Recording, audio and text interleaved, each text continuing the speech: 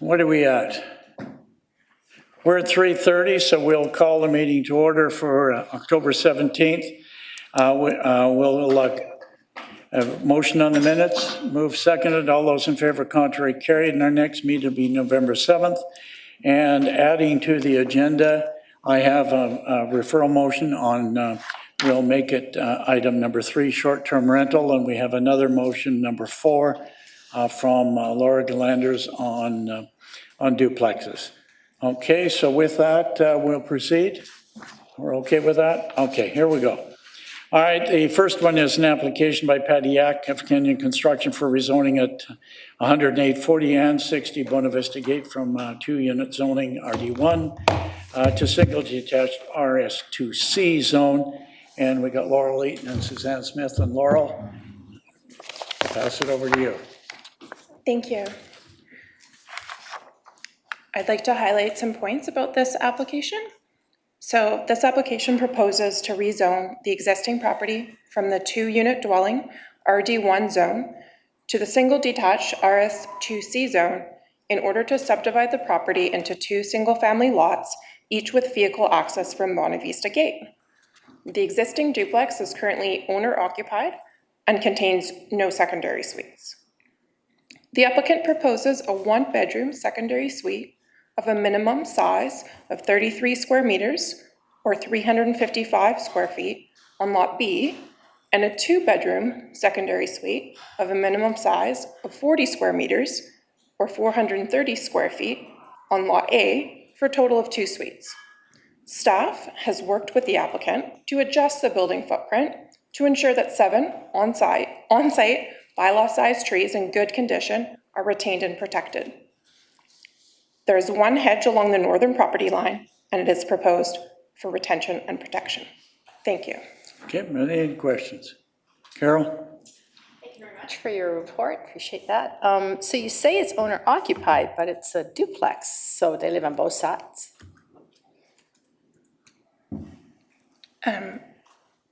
Through the chair, could you please repeat the question? Well, it's a duplex, but it's owner occupied. They live on both sides. Through the chair, it's stratified. So there's 2 separate units. Yeah. So there's 2 separate set of property owners, each of whom lives on each side of the duplex. Okay, I thought when you said there was only 1 owner, I thought, okay, I understand that now. Thank you. Sorry, my mistake. So it's an existing duplex today. If they wanted to build another brand new duplex, would the zoning allow for that? Through the chair to Councillor Day, the existing zoning on the site is for duplex, but under the lot size policy that exists in place, it does permit them to subdivide for the proposed zone. So the only way for them to redevelop is to put in 2 lots because we've changed the rules? Through the chair to Councillor Day, no, the existing zoning on the site is RD1, so they do have existing duplex zoning, but they do have the ability through the existing policies to subdivide. So they have either option. So they have a choice? Yes. Okay, and you're going to have 1 1-bedroom suite and 1 2-bedroom suite? That's correct. Yeah, okay, good. Thank you so much. Any other questions? All right, I'll move to introducing the first reading. Seconded. Any further discussion? All those in favor, contrary, carried. Thank you. Thank you, Laurel. Thank you, Suzanne. All right, the next item is a housing agreement for bylaw 10490 permitting the City of Richmond to secure affordable housing units at 10140, 60, 80 Number 1 Road and 4051 Cavendish Drive. And it is to be introduced, given first, second, and third readings. Do you have anything to add? I have nothing further to add. Happy to answer any questions. Carol? Yeah, I've been here before. Okay, thank you very much for the information. So the maximum monthly rent will be $1,480, and the total maximum household income is only $58,000. In other words, trying to create low-end market rental. How do we confirm that? Because we've heard stories of people, making their income look less than it is by diversifying their assets and whatnot. So what steps will we take to make sure that the $58,000 maximum household income is actually guaranteed? Through the chair to Councillor Day, the city undertakes a statutory declaration process whereby the property manager for the affordable housing units is responsible for collecting information from the tenants and providing that to the city for verification. Do they go back like 3 to 5 years with requesting income tax declarations? Through the chair to Councillor Day, I'm not aware of whether they do or not. We could certainly access that information for you.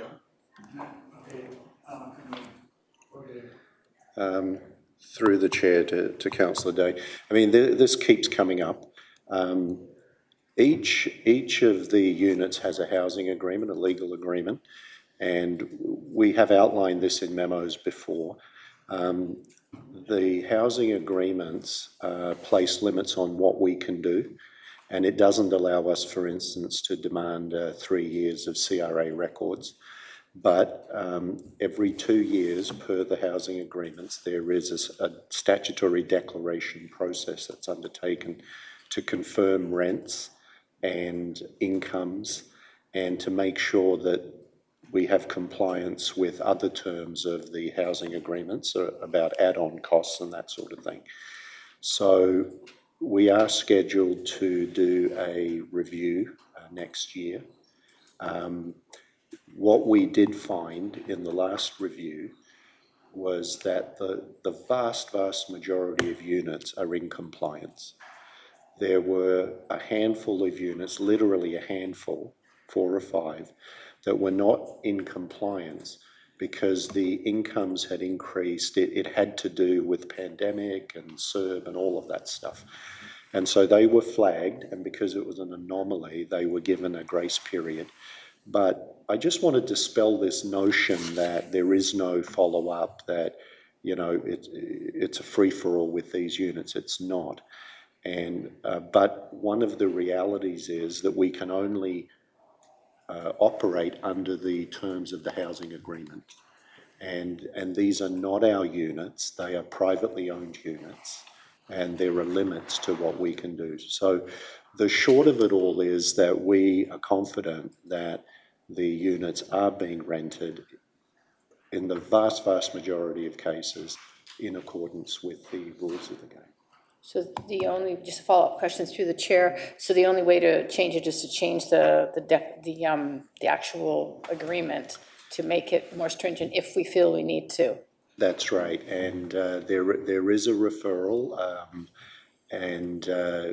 that will be coming back to you in due course. This is a very busy area, and I can't give you a guarantee on the timeline, but if you're uncomfortable as a council with the housing agreements, then it would be appropriate to change the rules of the game, change the details of the housing agreement, but you're always going to have limits in that you don't own the units.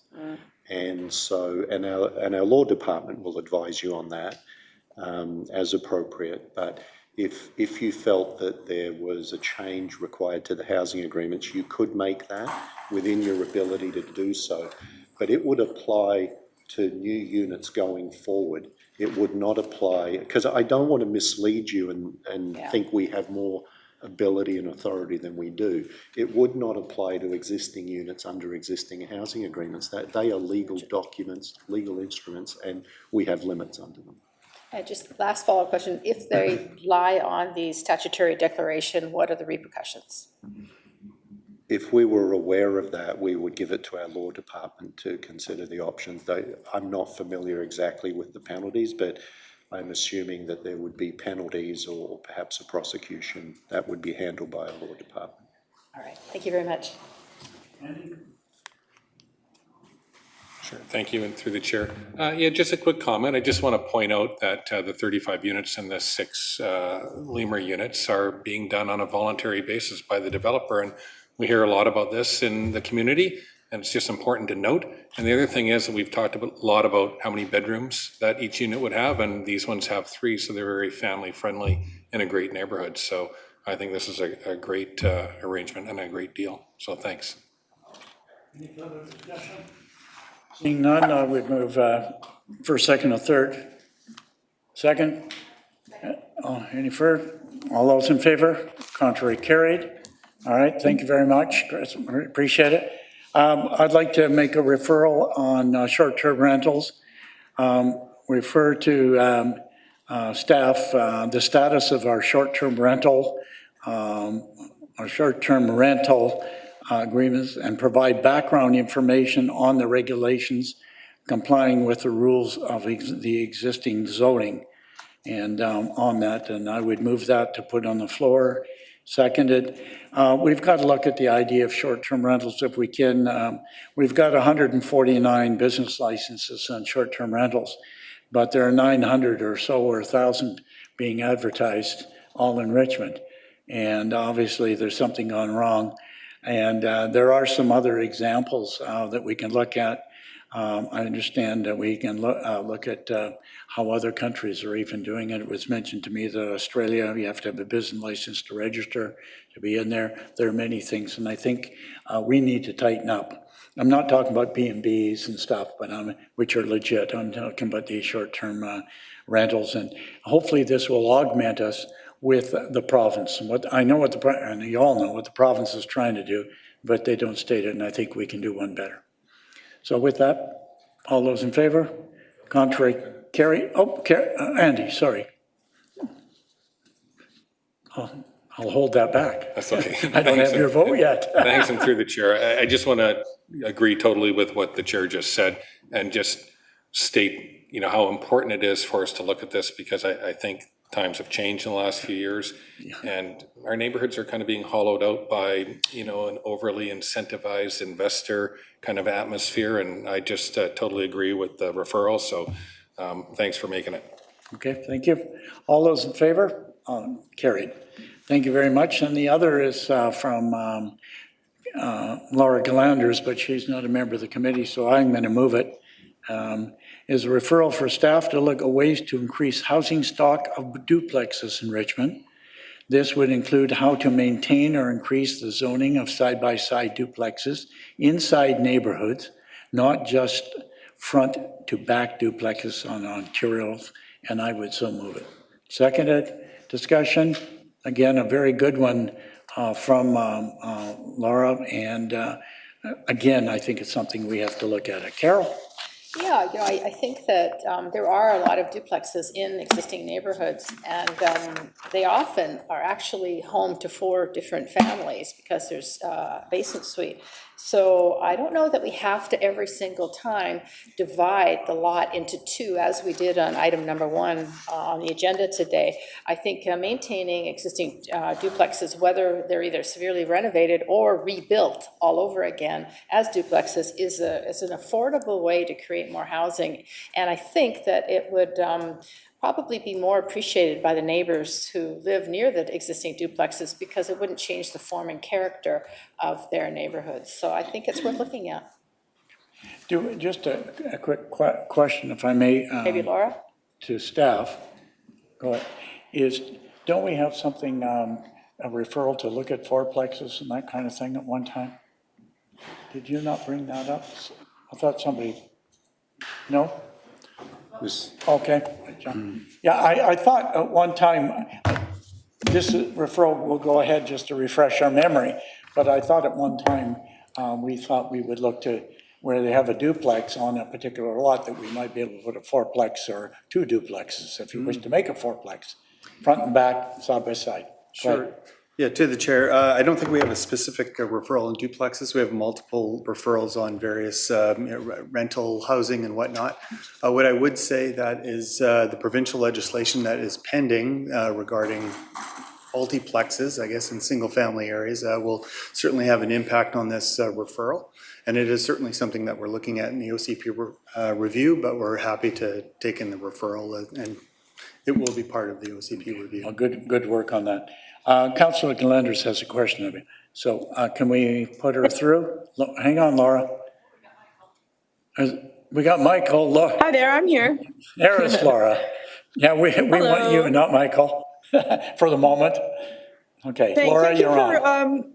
My Wi-Fi seems a bit spotty, so it might cut out. I don't know if you can hear me okay or not, Yes, but we you guys were cutting out when you were speaking. And my head looks really giant in this format. But anyway, thank you for moving the referral and seconding that. And I just wanted to briefly speak to it. Is just what Councillor Day was saying and what you were also saying, Councillor McNulty. Just that we really want to look at increasing our supply of some missing middle housing, and as opposed to just looking at, let's do triplexes and fourplexes on all the lots in Richmond like some other places are doing. Let's start with at least maintaining the ones that we have, right? So we already have duplexes in neighborhoods.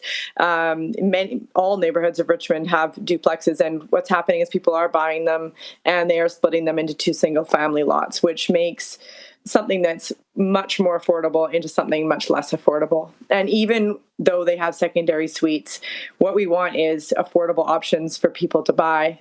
I think my Wi-Fi cut out. I seem to be.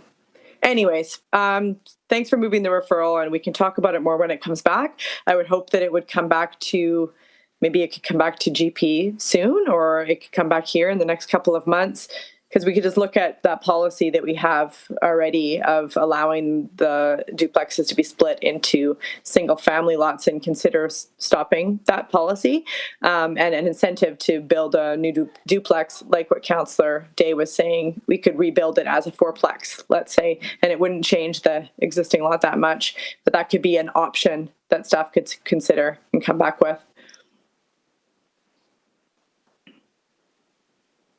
So, all right, did Michael?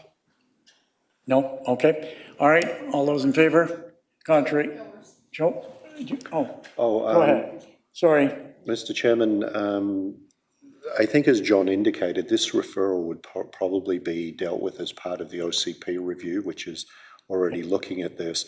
One of the things you might want to consider, there's nothing actually stopping people with lots with existing duplexes from taking down, say, an old duplex that isn't worth renovating or upgrading and rebuilding a duplex.